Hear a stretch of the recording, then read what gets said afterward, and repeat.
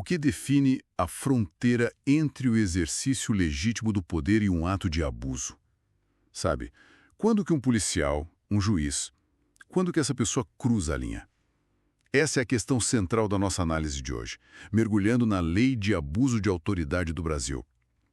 Nosso material é a própria lei. E a missão aqui é traduzir esse juridiquês todo para algo que a gente consiga entender de verdade. Ok, vamos lá então. Para começar, o que ela realmente quer dizer com abuso de autoridade? É qualquer erro? Qualquer decisão um pouco mais dura? Olha, essa é a pergunta-chave, né? E a lei já tenta responder isso logo de cara. O ponto central, assim, não é o ato em si, mas a intenção por trás dele. Para ser crime, o agente público precisa agir com uma finalidade muito específica, ou para prejudicar alguém, ou para beneficiar a si mesmo ou um amigo, ou às vezes por puro capricho, satisfação pessoal. Sem essa intenção, não existe o crime de abuso. Então a motivação é tudo, o que já complica bastante, né? Provar a intenção de alguém é sempre difícil. Mas a lei também parece criar uma proteção para o próprio agente, não é? Eu li algo sobre a divergência de interpretação não ser considerada abuso. Isso não soa meio como uma brecha? Uma desculpa pronta? Exato. E é aí que mora a grande tensão da lei. Ela tem que punir o abuso, claro, mas sem paralisar o sistema. A lei diz com todas as letras que uma simples divergência na interpretação da lei ou na avaliação dos fatos, das provas, isso não é abuso. Pensa o seguinte, se um promotor ficasse com medo de ser processado toda vez que pedisse uma prisão que um juiz depois negasse, ele talvez simplesmente parasse de pedir. Então, essa proteção serve para garantir que o Estado continue funcionando, sabe? Que as decisões difíceis continuem sendo tomadas. Entendi. É um mecanismo para que o medo não ingesse a justiça. Faz sentido. E quem exatamente está debaixo dessa lei? A gente está falando só daquelas figuras óbvias, tipo policiais e juízes? Não, a rede é bem mais ampla. A lei se aplica a qualquer agente público, servidor concursado ou não. Isso inclui, claro, membros dos três poderes, executivo, legislativo e judiciário, Ministério Público, tribunais de contas. Mas o detalhe mais interessante é que a lei considera agente público todo aquele que exerce função pública, ainda que transitoriamente ou sem remuneração. Peraí. Transitoriamente e sem remuneração. Isso quer dizer que, sei lá, um mesário voluntário numa eleição, um jurado num tribunal do júri, eles poderiam, em tese, cometer abuso de autoridade? Em tese, sim. Se eles agirem com aquela intenção específica que a gente falou, no exercício da função deles, eles se enquadram. A lei quis ser o mais abrangente possível para cobrir todas as formas como o poder do Estado pode ser exercido sobre o cidadão. Certo, então o escopo é vasto.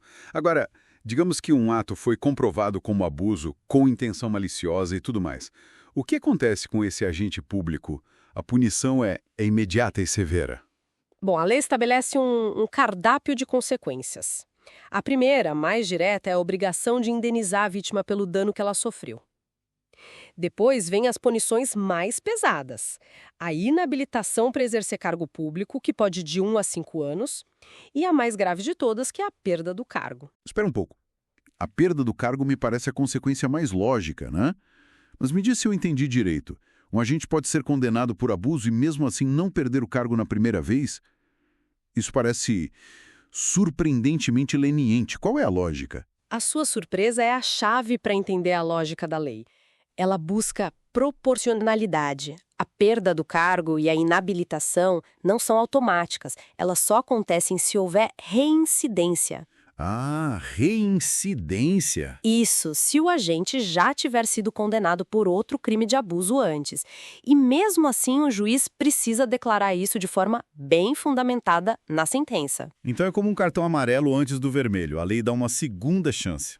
Exatamente. A ideia é que a punição mais extrema seja para quem demonstra um padrão de conduta abusiva, sabe? Não para um primeiro deslize, por mais grave que tenha sido.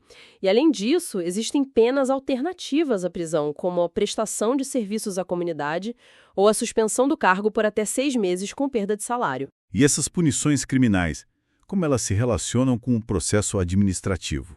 Aquele que pode levar à demissão. Um agente pode, por exemplo, ser absolvido no processo criminal e ainda assim ser demitido. Pode. E isso acontece com bastante frequência. A regra geral é a independência das esferas. A responsabilidade criminal é uma coisa, a administrativa é outra e a cível, de indenização, é uma terceira. Um agente pode ser absolvido no crime por falta de provas, por exemplo, mas a instituição onde ele trabalha pode entender que a conduta dele foi uma falta grave e demiti-lo mesmo assim. Mas essa independência tem um limite, certo? Deve ter alguma situação em que a decisão da justiça criminal encerra o assunto de vez. Tem, e é um ponto muito importante. Se a sentença criminal absolveu o agente por reconhecer, que ele não cometeu o ato, ou que o ato não era crime, ou que ele agiu em legítima defesa, estado de necessidade, essas coisas, aí essa decisão faz coisa julgada. Ou seja, a discussão se encerra em todas as esferas. Ninguém mais pode puni-lo por aquilo. Certo, a estrutura das punições ficou clara, mas vamos sair um pouco da teoria. Pensando no dia a dia, naquelas cenas de prisão, de interrogatório que a gente vê, como essa lei protege a pessoa que está ali, vulnerável? A lei cria uma espécie de manual de direitos do cidadão para esses momentos. Ela proíbe várias condutas bem específicas. Por exemplo, decretar uma prisão sem nenhuma base legal. Ou aquela famosa condução coercitiva de uma testemunha que nunca foi intimada para comparecer. Aquela cena de você vem com a gente para a delegacia para prestar esclarecimentos, sem nenhum aviso prévio. Exatamente isso. A lei colocou um freio nisso. E a proteção continua depois da detenção. É crime não avisar a família do preso imediatamente, não entregar para ele a nota de culpa explicando por que ele foi preso, ou prolongar a prisão depois que a justiça já mandou soltar. Cada uma dessas ações agora é um crime previsto na lei. O que me chama a atenção é como a lei vai nos detalhes. Eu vi que proíbe interrogatório policial durante o repouso noturno, salvo raras exceções. Isso me sugere uma preocupação não só com a violência física, mas com a coação psicológica, com usar o cansaço mental para obter uma confissão. Perfeita observação. O fio condutor de todas essas regras é a proteção da dignidade humana e do direito de defesa. O poder do Estado de prender e interrogar é imenso, né? E a lei está dizendo, esse poder tem limites claros, e a sua leitura sobre a coação psicológica é tão precisa que a lei vai além. É crime, por exemplo, continuar um interrogatório depois que a pessoa falou que quer ficar em silêncio. Sério? Sim, ou depois que ela pediu a presença de um advogado, o direito ao silêncio deixou de ser uma formalidade, entende? Virou uma barreira real para o interrogador. Falando em proteção da dignidade, tem uma inovação na lei, algo chamado violência institucional, que parece focar não no suspeito, mas na vítima. O que é isso? É uma das adições mais importantes e recentes da lei, sem dúvida. O crime de violência institucional mira o tratamento que o sistema de justiça dá a uma vítima ou a uma testemunha, especialmente de crimes violentos. Sabe aquela situação horrível em que a vítima é forçada a recontar a história do trauma dezenas de vezes, para pessoas diferentes, em ambientes que não são adequados, revivendo a dor desnecessariamente? A lei agora criminaliza isso. Nossa, isso é poderoso. É a lei protegendo a vítima do próprio sistema que deveria acolhê-la. O combate à revitimização, como os especialistas chamam. Exato. E a lei é bem dura nesse ponto. A pena aumenta se o agente público permite que um terceiro intimide a vítima durante um depoimento, por exemplo. E a pena dobra se o próprio agente faz essa intimidação. É um recado bem claro de que a justiça não pode ser uma segunda fonte de trauma. Entendi. A lei protege a pessoa, seja ela suspeita ou vítima. Mas e o processo em si? Como a lei garante que uma investigação não vire uma caça às bruxas, uma pesca de provas? Ela ataca isso em vários frentes, sempre com o objetivo de garantir o que a gente chama de devido processo legal. Um exemplo muito conhecido é a regra para buscas em domicílio. É crime cumprir um mandado de busca e apreensão entre as 9 da noite e as 5 da manhã. O descanso noturno é sagrado. A inviolabilidade do lar. E quanto às provas? A lei é implacável nisso. É crime alterar a cena de um crime para forjar um culpado ou para inocentar alguém. E também é crime não só obter uma prova de forma ilícita, como uma escuta ilegal, mas também usar essa prova no processo sabendo que ela é contaminada. Isso me leva a uma questão muito atual. Vazamentos e o julgamento pela mídia. A gente vê com frequência autoridades dando entrevistas e assim praticamente condenando suspeitos antes mesmo de uma acusação formal. A lei fala sobre isso? Fala diretamente.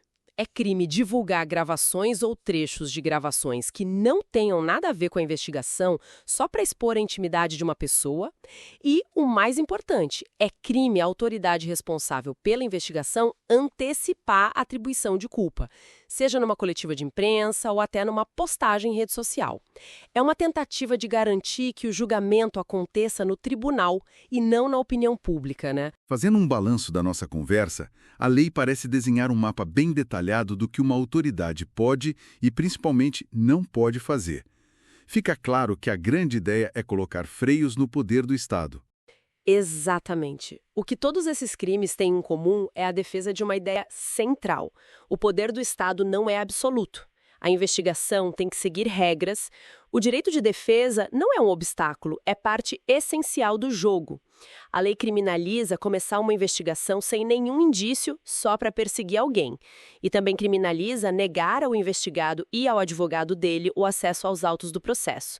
A defesa não pode ser cega. E até reforça o papel do advogado no sistema, certo? Sim, a lei foi tão a fundo nesse ponto que alterou o Estatuto da Advocacia. Agora, violar prerrogativas essenciais de um advogado, como o direito de se comunicar reservadamente com o cliente ou a inviolabilidade do escritório dele, isso também é crime de abuso de autoridade. É o reconhecimento de que uma defesa forte é crucial para uma justiça equilibrada. Então, o que tudo isso significa, no fim das contas? A lei define o abuso pela intenção. Abrange quase todo mundo que exerce poder em nome do Estado.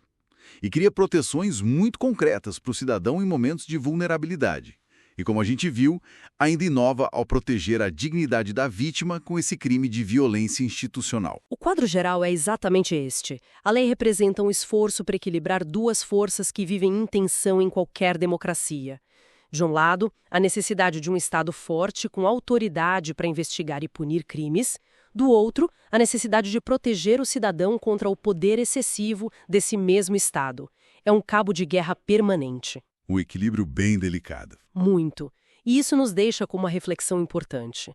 A lei estabelece um roteiro detalhado, um manual de instruções, para a conduta dos agentes públicos. Mas o grande desafio, o desafio de todos os dias, está na aplicação, na fiscalização. Como que uma sociedade pode assegurar que a linha tênue entre um ato de autoridade legítimo, uma simples divergência de interpretação e um verdadeiro abuso de poder seja sempre respeitada, garantindo justiça para todos os lados? Essa é a questão que permanece viva.